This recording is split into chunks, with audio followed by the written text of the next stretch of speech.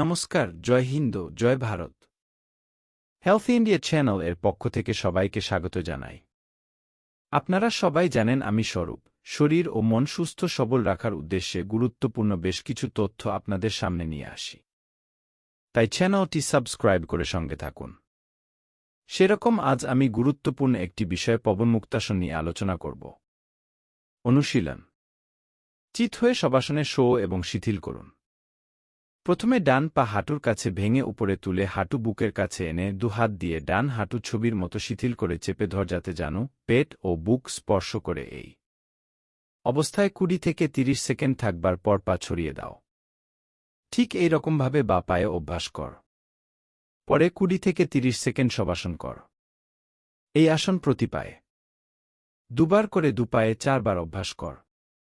এরপর ঠিক এইরকম ভাবেই দুপা একসঙ্গে হাঁটুর কাছে ভেঙে উপরে তুলে দু হাঁটু বুকের কাছে এনে দুহাত দিয়ে দুপা আগের মতো শিথিল করে চেপে ধর যাতে ছবির মতো জানু পেট ও বুক স্পর্শ করে। এই অবস্থায় 20 থেকে 30 সেকেন্ড থাকবার পর পা ছড়িয়ে দাও এবং 10 থেকে 15 সেকেন্ড শবাসন কর। এইভাবে 2 থেকে 3 বার অভ্যাস কর। এই আসন অভ্যাসকালে দম স্বাভাবিকভাবে নিতে ও ছাড়তে হবে। এই আসন বসে অভ্যাস করা যায়। গভীরভাবে শ্বাস নিন, যতটা সম্ভব ফুসফুস পূরণ করুন। শ্বাস ছাড়ুন, মাথা ও কাঁধ মাটি থেকে উঠান এবং চাপ না দিয়ে ডান হাঁটু নাকের কাছে আনুন। কয়েক সেকেন্ডের জন্য চূড়ান্ত অবস্থানে থাকুন। ধীরে ধীরে শ্বাস নেওয়ার সময় বেস পজিশনে ফিরে আসুন।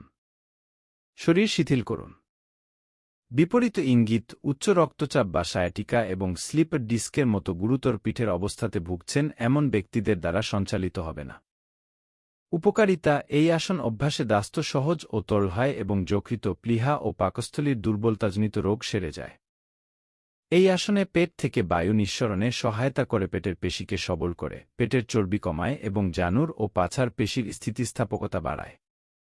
সুপ্ত পবনমুক্তাসন পিঠের নিচের পেশিগুলিকে শক্তিশালী করে এবং মেরুদণ্ডের কশেরুকাকে আলগা করে।